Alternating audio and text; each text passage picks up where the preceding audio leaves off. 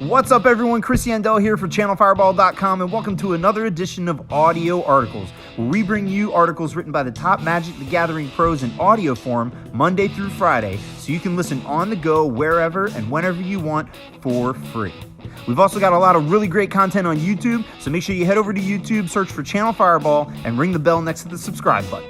Grand Prix Vegas is coming up soon, so make sure you head over to cfbevents.com so you can register now. Today's article is written by Gabriel Nassif, and he's going to talk about the deck that he took to Pro Tour Dominaria. Thanks for being with us today, and here is Jeskai at Pro Tour Dominaria by Gabriel Nassif. To the surprise of no one, I sleeved up Teferi for Pro Tour Dominaria. I think my deck choice turned out to be reasonable, but it was risky, given the fact that I hadn't played a ton with it, and it was still possible that I just had a good run in my playtesting. Overall, I wasn't pleased with my testing. I think I played a grand total of 0 games with black-green, red-black, or black-white combined. You can't expect to extensively test every major archetype, and you need to rely on your teammates to some extent. But I still should have played some games with these decks, at least against blue control decks, to see what the matchup is like from the other side. It's not the first time this has happened to me, but hopefully it'll be the last. Owen suggested a simple rule to avoid this. Try a different deck every day. Simple enough. I decided to skip the Team GP and met up with the rest of the Pantheon at Huey, Brock, and Owen's house the Monday before the Pro Tour. When I got there, it didn't seem like people really knew what they wanted to play besides Logan and Yelger, who seemed set on black-green. That quickly changed as Kai felt confident that a red-black build with Bomat Courier and not too many removal spells was the way to go. One of the good things about Kai's German side is that he doesn't get emotionally attached to decks, and you can trust his judgment. So when he said that he felt like the deck had no bad matchups, most of the team was on board. Enter Jeskai.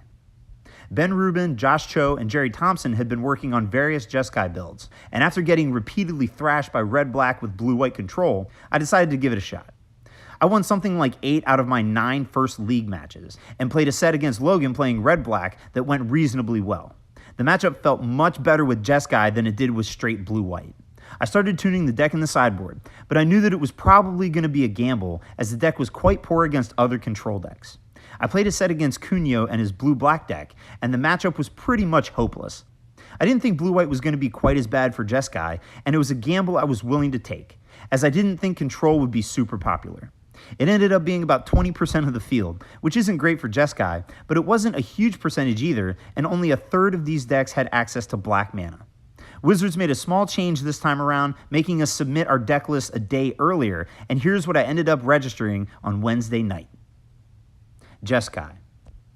For lands, 4 Ether Hub, 2 Field of Ruin, 1 Memorial to Genius, 4 Irrigated Farmland, 4 Sulphur Falls, 4 Spirebluff Canal, 1 Clifftop Retreat, 2 Glacial Fortress, 3 Mountain, and 2 Island. For creatures, 1 Nezahal Primal Tide, 1 Torrential Gearhulk, and 4 Teferi, Hero of Dominaria. For spells, 4 Glimmer of Genius, 2 Search for Escanta, 1 Commit to Memory, 4 Harness Lightning, 2 Abrade, 2 Sweltering Suns, 3 Magma Spray, 4 Disallow, 1 Syncopate, 2 Essence Scatter, 1 Negate, and 1 Forsake the Worldly. In the sideboard, 1 Jace's Defeat, 3 Baral Chief of Compliance, 1 Torrential Gearhulk, 2 Negate, 1 Magma Spray, 1 Shielded Ether Thief, 1 Sorceress Spyglass, 1 Chandra's Defeat, 2 Glorybringer, 1 Jace Cunning Castaway, and 1 Whirler Virtuoso. So why did I think that this deck was better than blue-white, blue-black, or even Esper? The main and pretty much only reason is because I think red has the best removal spells right now. Magma Spray takes care of Scrap Heap Scrounger for good. Abrade gets rid of most creatures as well as Lifecrafter's Bestiary after sideboard, which usually beats blue-black single-handedly, and potentially something like Sorcerer's Spyglass. Harness Lightning is just solid overall, and Sweltering Suns, while somewhat clunky, is going to act as a cheaper Wrath of God most of the time. The other nice thing about red removal spells is that you don't have to always wait until their creature is tapped or their vehicle is crewed to kill it. I decided to give myself an out against control, so I played 1 Nezahal main deck over a 2nd Gearhulk. I wasn't even sure that it would actually make a difference, but the one time I did draw it in testing against a control deck, it won the game. I used to be really low on Nezahal, and I'm not exactly sure what changed with Dominaria, but I kept losing to the card, and kept winning with it when I started adding it to my various control deck sideboards. The Pro Tour. We all drove to Richmond on Thursday, and it was really nice to not have to worry about our standard deck lists. Going into the Pro Tour, I felt confident about Limited. Not as confident as for some of the previous formats, but way more confident than I was with Rivals of Ixalan. That being said, we weren't able to establish a definite pick order, and I think part of the reason why is because we felt that white and black were weaker than the other three colors. All colors being equal, it's fairly obvious that Blessed Light is a better card than Fury Intervention. But how much do you need to adjust if you think red is better than white is tricky? The first draft went smoothly.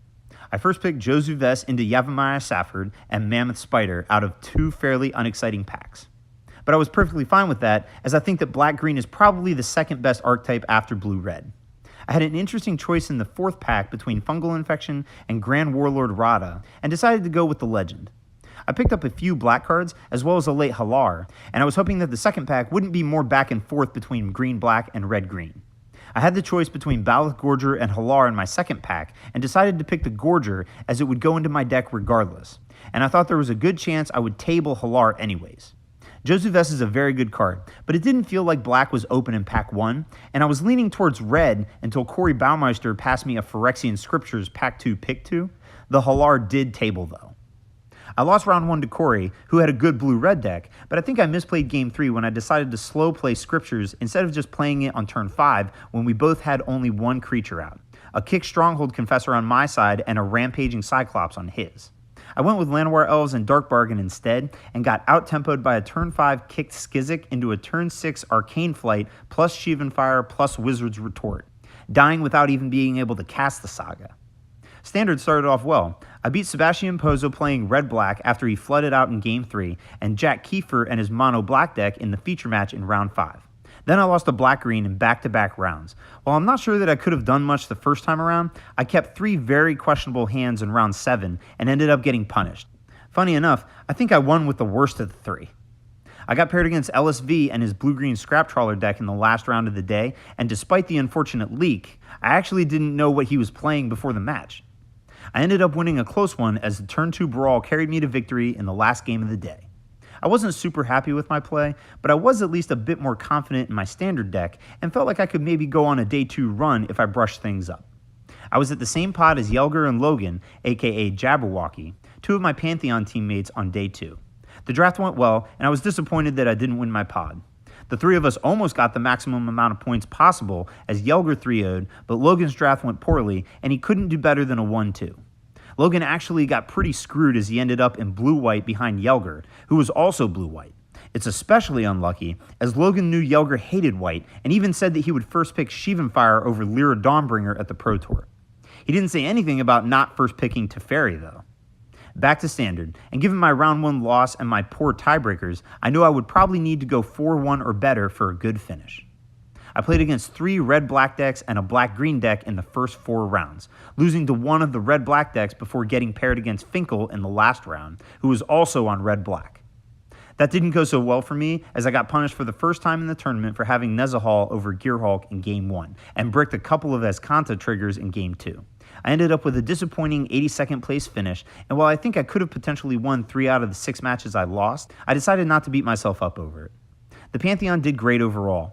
Owen added another Pro Tour top 8 to his resume. Reed went on an absurd run and won his last 11 rounds in a row to end up 12-4, and Brock qualified for another Pro Tour with his 37th place finish. Jeskai moving forward. My flight was out of Washington on Monday, so I drove back with Huey and Owen on Sunday. The first thing I did when I got back to their place was to make a few changes to my deck and get in a queue. Here's what I'm currently running, but I'm not sure that it's necessarily better than my Pro Tour list. Jeskai. For lands, 4 Irrigated Farmland, 4 Sulphur Falls, 1 Glacial Fortress, 2 Clifftop Retreat, 2 Field of Ruin, 2 Spirebluff Canal, 4 Ether Hub, 1 Plains, 4 Island, and 4 Mountain. For creatures, 2 Torrential Gearhulk. For spells, 4 Teferi Hero of Dominaria, 1 Negate, 3 Harness Lightning, 2 Abrade, 2 Essence Scatter, 4 Magma Spray, 3 Glimmer of Genius, 4 Disallow, 1 Seal Away, 3 Search for Azcanta, 1 Forsake the Worldly, 1 Settle the Wreckage, and 1 Commit to Memory. And in the sideboard, 3 Negate, 1 Fumigate, 1 Forsake the Worldly, 1 Sorcerer's Spyglass, 1 Essence Scatter, 2 Jace Cunning Castaway, 2 Baral Chief of Compliance, 1 Jace's Defeat, 1 Chandra's Defeat, 1 Nezahal Primal Tide, and 1 Fury Cannonade. I was really impressed with Search and decided to add a third one. I'm also experimenting with the mana base, trying to have my lands enter the battlefield untapped as often as possible. I ended up adding a 28th land, which you can potentially cut if you're on the draw in games 2 and 3. While Teferi is sometimes enough to deal with a resolved Hazoret, I feel like I could have used extra answers to the god, so I decided to add a few white cards to the main. I got rid of the main deck Nezahal, relying on my sideboard plan to beat other control decks. I also got rid of Sweltering Suns for now, as playing at sorcery speed with this deck is a big liability. That could easily be a mistake. Jace Cunning Castaway has been good to me the few times I've played with it. I used to play it in the Esper Godpharaoh's Gift sideboard, but it still needs some testing. Ben Rubin liked Fury Cannonade, so I'm giving it a shot. Sideboard guide. Red-black. We're going to take out 1 Forsake the Worldly and 1 Commit to Memory, and we're going to put in 1 Chandra's Defeat and 1 Essence Scatter. I'm not entirely sure that I should cut Commit, but I'm trying to make my deck a bit cheaper. Spyglass is an option, depending on how many Planeswalkers they have, and you can consider cutting a land on the draw in most matchups. Mono Red. For this matchup, we're taking out 1 Forsake the Worldly, 1 Negate, and 1 Teferi Hero of Dominaria, and we're putting in 1 Chandra's Defeat, 1 Essence Scatter, and 1 Fury Cannonade. Against Control, we're taking out 3 Harness Lightning, 1 Settle the Wreckage, 1 Seal Away, 2 Abrade, 4 Magma Spray. And we're putting in 1 Jace's Defeat, 2 Brawl Chief of Compliance, 1 Nezahal Primal Tide, 2 Jace Cunning Castaway, 1 Sorcerer's Spyglass, 3 Negate, and 1 Forsake the Worldly. This might vary depending on the control deck and how good cards like Abrade, Spyglass, and Essence Scatter are against them. Black-green.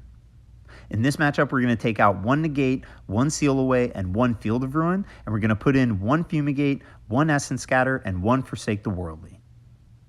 White-black. We're going to take out 1 Seal Away, 1 Harness Lightning, and 2 Essence Scatter. And we're going to put in 1 Fury Cannonade, 1 Fumigate, 1 Sorcerer's Spyglass, and 1 Negate. Mono green. We're going to take out 1 Forsake the Worldly and 1 Commit to Memory, and we're going to put in 1 Fumigate and 1 Essence Scatter. General gameplay advice. One of a control deck's most important resources is its life total, and this is especially true for this one.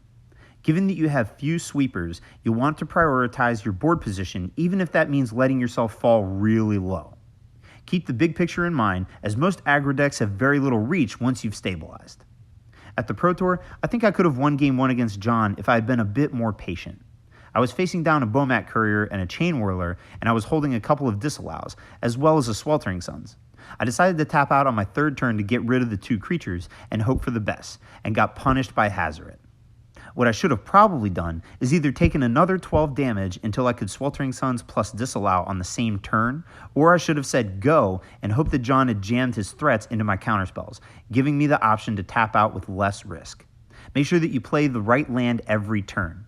It's not always the case, but the Jeskai mana base isn't great, and the way you sequence your lands might be the most important decision you make all game.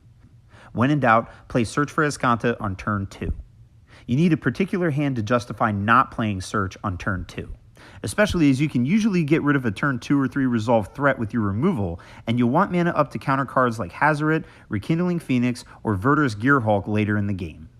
I'll play a bit more of Jeskai before getting back into Modern, as I'll be battling in Barcelona at the end of the month, and I'll probably play Modern for my team in the next Pro Tour as well.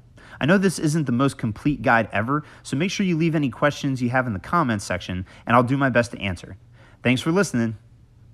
That does it for this episode of Audio Articles. Make sure you head over to channelfireball.com and leave Gabe a comment about what you thought about today's article, or you can hit him up on Twitter at Gab Nassif.